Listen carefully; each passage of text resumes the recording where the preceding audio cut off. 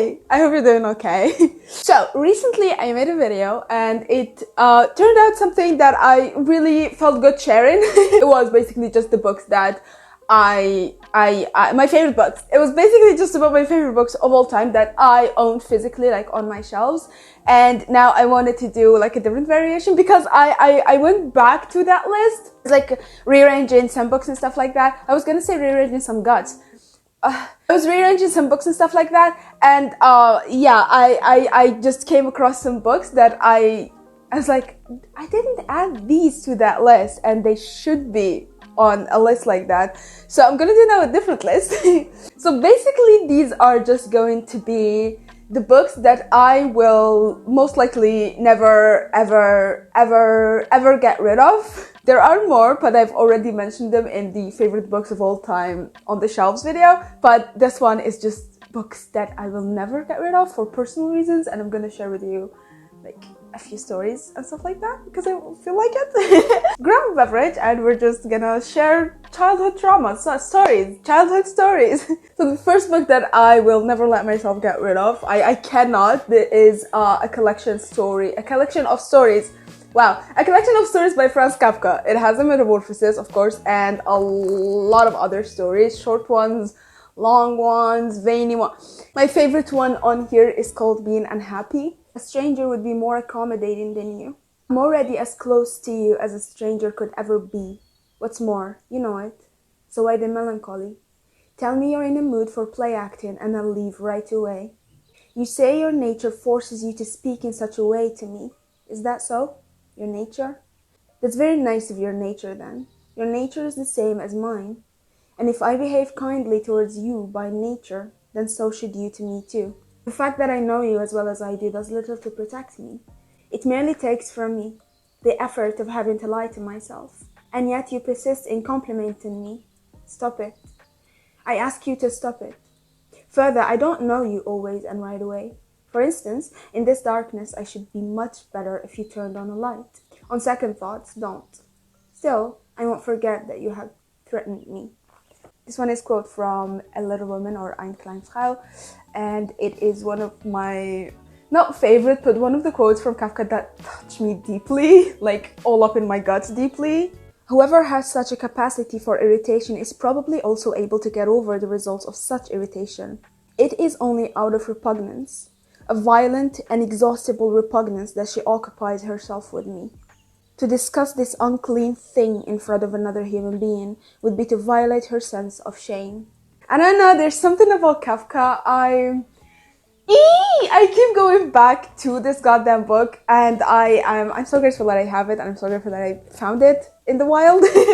Every time I read a book, I go back to this, and every time I read a bad book, I go back to this, sort of like to cleanse my senses. I love it so much. I love everything that Kafka has ever created, and yeah. This is the kind of book that I will pick up if my house was on fire, like, you know. The next book that I will never get rid of is The Invisible Life of delulu. This was not the first romance. The first romance was Archer's Voice, and I love that book with all my heart. But the first book that, I don't know, to me, before Archer's Voice, I've never read romance like that.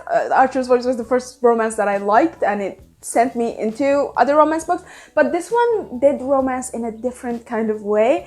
I love everything about V. Schwab. She is my queen. I will get on my knees and hands for her. I love her. The writing is incredibly poetic. It's incredibly beautiful. The story is very, very, very beautiful. And Addie is a character that I just love. And the book itself, it like reminds me of the shortness of life. And to be grateful for what we have and to not wish for stuff that we don't really want.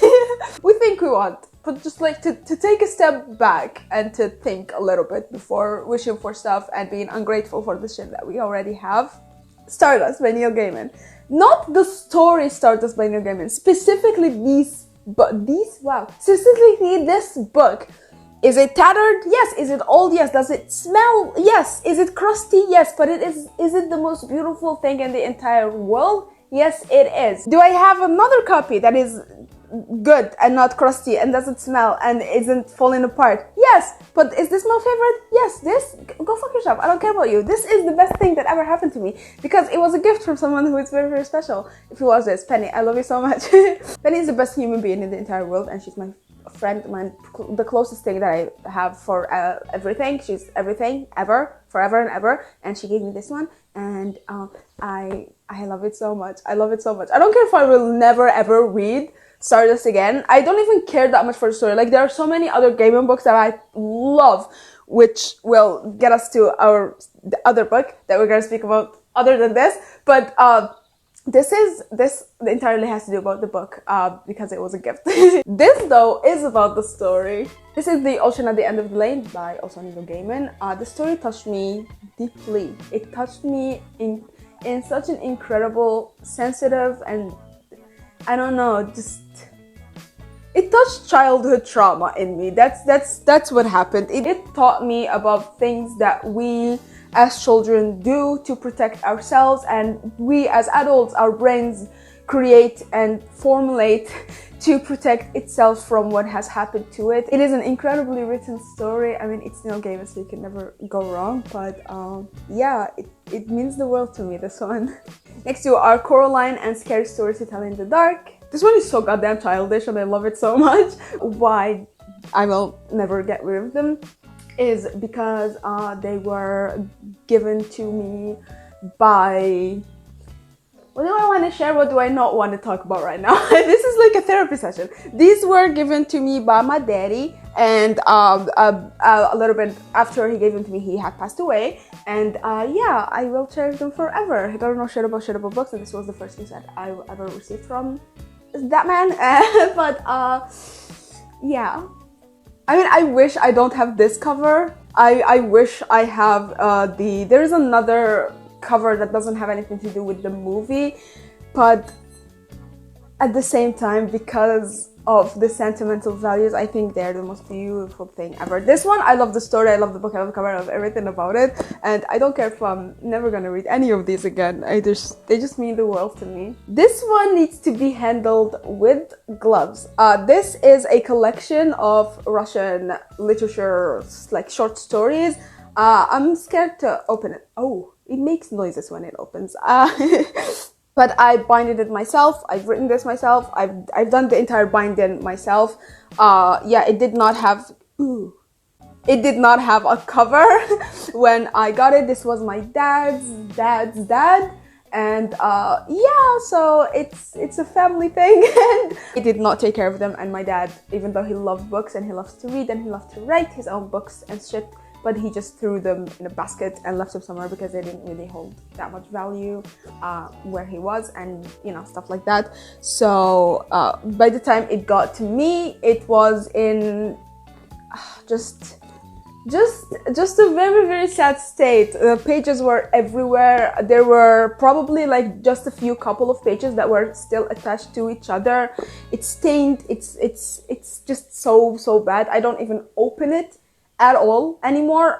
The last time I opened it was when I binded it, when I had to glue everything together and sew everything together and stuff like that. I will never open it again, probably. I'm afraid that it will ruin it, but this is it. That's the one. This is the one. This is the most precious family heirloom that I have relating to books. I binded it in, what is this, like fake leather and stuff. I found it in the trash, actually, this fabric thingy, and it is so goddamn sturdy. I feel comfortable doing this to the book, and no one should feel comfortable doing this to a book that looks like this. It's sacrilegious. This is a blasphemous act, but yeah. I can't even open it. Like, it's so tight. At the time I was very young when I binded it. I glued some parts that I should have sewed, so maybe I will do that again sometime, but yeah. My French children's stories. This is a collection of the Mim and Mimom collection of French stories for children. And these babies were my childhood. When I was younger, I entered a competition. I didn't have the best of time, you know? So I would do stuff to distract myself. So I entered a competition. It was all free and blah blah blah, and your girl won. I sang and I wrote a poem, and yeah, I did all my artistic stuff out there because no one can fucking judge me. These bitches are my childhood. I read this, all of them, again and again and again and again and again and again and again for years throughout my entire childhood, for years and years and years and years, to put myself to sleep, to comfort myself, and they really gave me an incredibly safe space when I did not think that that was even fucking possible. This one is my all-time favorite because it was the easiest of them to read. Sophie la Poule, which basically just means Sophie the chicken. It's a girl that turns into a chicken. It was the easiest of them to read. Just for me to read at the time because I was a fucking baby, and I would read this again and again and again and again. Yeah, and then we would progress to these ones. The inside of them is gorgeous. I mean, just the art itself, it makes me so happy looking at just the art. This one is my second favorite. These bitches are old and I'm trying my best to, you know, keep them safe. If any of you comes across this and knows, like, when I put them on a shelf like this, I need to lay them down, but I don't have the space for that right now. When I put them on a shelf like this, the end of them like crumbles a little bit, and I don't know like how to protect them properly. Violette la Souris is my second favorite because I fucking love cats, but yeah, the fucking art, dog, the fucking art. It's so nostalgic. It's so beautiful. It's so nostalgic. They make me smile. I still read them. I still read them all the goddamn time. I will literally only have kids so I can read these to them. Yes, they will start learning French at the age of 0. No, I do not care. The last book that I will most likely pick up if my house was burning down is my collection stories of Edgar Allan Poe. I only read a few of these last year and I have been in love ever since.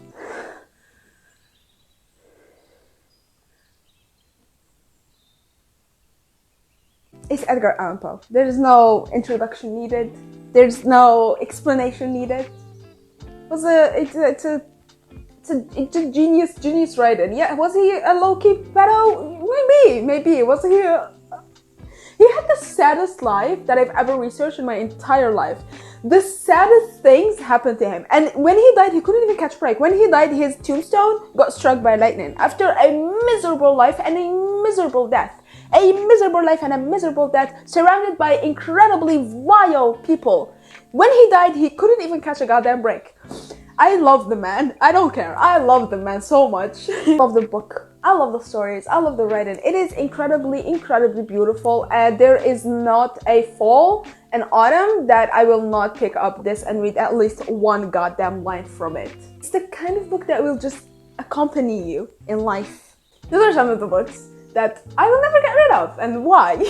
All of them are very sentimental, as you could see. Just let me know if you come across this and made it this far. What are some books that you will never ever get rid of?